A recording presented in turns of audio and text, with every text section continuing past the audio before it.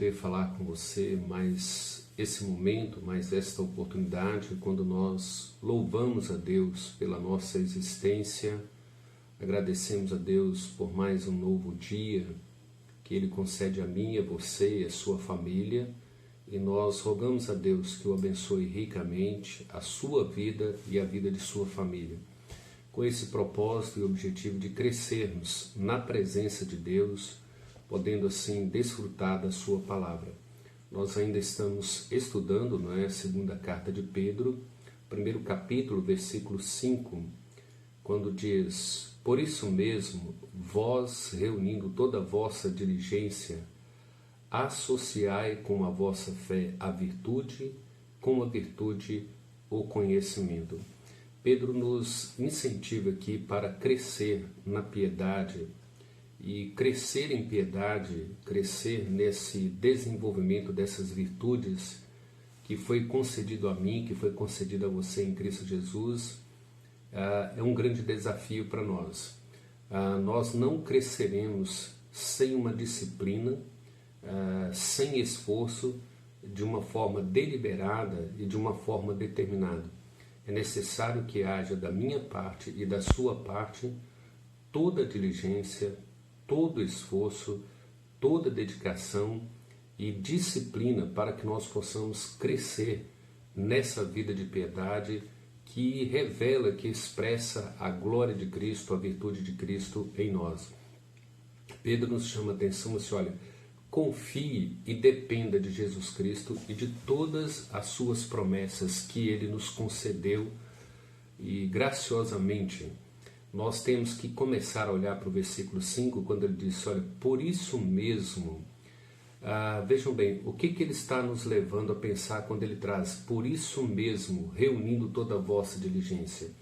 Ele se refere ao versículo 3 e 4, quando diz: a partir do momento em que nós cremos em Cristo como Senhor e o confessamos como o único Salvador da nossa vida, a nós foi concedida da parte de Deus a vida eterna e também a vida de piedade. E não somente isso, como diz o versículo 3 e 4, foi nos dado também as suas preciosas e muito grandes promessas que nos conduzem à vida e à piedade. E com essas promessas, com todos esses recursos, com todas essas suficiências em Cristo, o texto diz que nós somos transformados, ou nós nos tornamos coparticipantes da vida ou da natureza divina, e também fomos libertos da corrupção, da contaminação dessa geração na qual nós vivemos, que está corrompida pelo pecado. Então vejam bem, através da glória e da virtude de Cristo, nós nos tornamos coparticipantes da natureza divina, nós somos libertos de uma geração corrupta. O interessante que nos leva talvez a considerar e pensar nesse momento é que se Cristo ele oferece um perdão completo a nós, se Ele oferece vida eterna, por que as pessoas têm tanta dificuldade de reconhecer Jesus como Senhor e de confessá-lo como o único Salvador para a vida eterna? Interessante porque Pedro nos chama a pensar sobre essas coisas. Quando ele nos desafia a desenvolver, fundamentado nessa fé, todas essas virtudes, que ele lista aqui, basicamente 7 virtudes associadas à fé, para que cresçamos no conhecimento dele, para que cresçamos na vida de piedade, para que entendamos o que é que a suficiência de Cristo pode fazer comigo, o que ela pode fazer com você nessa vida eterna, nessa vida piedosa de santidade na presença dele, e que muitos, ainda que cristãos, não estão seguindo, não estão buscando, não estão tendo um esforço deliberado, uma disciplina para estudar e para conhecê-lo, para compreender a sua palavra. Paulo nos ensina em 2 Coríntios 4:4 que muitos, embora ainda estejam dentro das igrejas, estejam professos ou tenham sido batizados, mas ainda continuam cegos espiritualmente. Na verdade, eles não nasceram de novo. Ele diz que o Deus deste século cegou-lhe o entendimento, obscureceu todo o entendimento, para que ele não veja a luz do Evangelho resplandecendo nele. E às vezes pessoas estão lá na igreja, foram batizadas, professas, mas ainda não experimentaram a regeneração, uma conversão genuína. Por quê? Porque o Deus desse século cegou o entendimento e eles não conseguem olhar para Cristo e perceber todas essas muitas promessas dele, as grandes promessas dele, a vida eterna que ele nos concede, como se diz, a libertação que ele nos deu de todo o pecado, de toda a escravidão do pecado. 1 Coríntios capítulo 2, versículo 14, diz que essas pessoas elas não podem entender Cristo, elas não podem crescer em Cristo, elas não podem desenvolver essa vida de piedade, porque elas não entendem as coisas de Deus, porque as coisas de Deus se discernem espiritualmente e eles as consideram como uma tolice. Eles não conseguem compreender as coisas de Deus. Isso nos leva então a questionar ou a pensar que antes de Deus conceder vida eterna, antes de Deus nos dar o conhecimento de quem é Jesus Cristo como Senhor da vida, como Salvador, ninguém, absolutamente ninguém, pode crescer numa vida de piedade. Ninguém pode desfrutar da vida eterna sem antes que Deus dê a ele uma vida eterna, um novo nascimento, uma regeneração da parte de Deus. Isso implica que a vida eterna, o conhecimento de Cristo, só é dado a nós à medida em que Deus promove o novo nascimento, à medida que Ele nos concede a fé para crer nesse Cristo e confessá-lo como o único Deus, como o único Senhor da nossa vida. E o interessante é que a Bíblia ensina que isso não é fruto do esforço humano, isso não é fruto da sabedoria humana, isso é fruto da dádiva de Deus, da graça de Deus, que graciosamente nos concedeu a vida eterna, porque todos nós, todo ser humano, se encontra morto em seus delitos e pecados. E Paulo, escrevendo Efésios 2,4, diz que mas Deus, sendo rico em misericórdia, por causa do grande amor com que Ele nos amou, Ele nos deu vida juntamente com Cristo.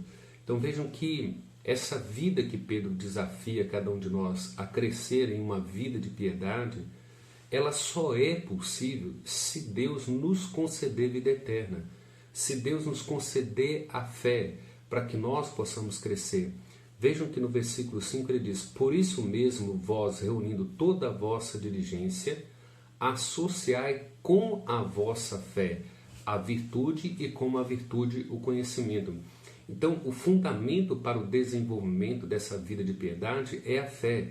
E a fé, ela é um dom de Deus, ela é algo que Deus deu para nós, nos deu, gratuitamente, não é mérito nosso, não é esforço nosso. Então, a partir da fé é que nós vamos ser diligentes, que nós vamos associar a nossa fé à virtude, que nós vamos associar a virtude ao conhecimento e de forma deliberada, disciplinada, com o nosso esforço, com a nossa dedicação, nós vamos procurar crescer então nessa vida de piedade, de santidade. Como nós já temos mencionado em todos os vídeos, Tito 2, 11 e 12, a graça de Deus ela se manifestou salvadora a todos os homens, educando-nos para que, renegadas as impiedades e paixões mundanas, vivamos no presente século de forma sensata, justa e piedosa. Então, a conclusão com a expressão de Pedro aqui: ninguém começa a crescer como cristão até que tenha recebido da parte de Deus a vida eterna pela fé em Cristo Jesus. E é exatamente essa vida de Cristo em você, em mim, que nos motiva, que nos impulsiona a viver essa vida de piedade, a crescer. Se nós temos a vida de Cristo em nós, se nós temos a fé de Deus em nós, nós somos impulsionados, motivados, incentivados a esse crescimento. Um cristão, ele não pode ficar estagnado, ele precisa crescer. Olha, por isso mesmo, ou seja, já que você tem toda a virtude de Deus, toda a glória de Cristo, já que a você foi concedido as suas preciosas e muito grandes promessas. Vocês se tornaram coparticipantes da natureza divina. Vocês foram libertos da corrupção das paixões que há no mundo. Então, por isso mesmo, vós, reunindo toda a vossa diligência, associa a vossa fé à virtude e com a virtude o conhecimento. E a partir daí cresça, desenvolva uma vida de piedade, uma vida de santidade, uma vida de submissão. Então, no instante em que nós recebemos a Cristo como Senhor e Salvador, no momento em que nós confiamos e dependemos inteiramente de Cristo, Deus nos concede todos os meios, todas as riquezas na pessoa de Cristo, na suficiência de Cristo, para que nós cresçamos, para que nós não fiquemos estagnados. O cristão ele não pode parar no tempo. O cristão ele não pode permanecer na eterna mesmice.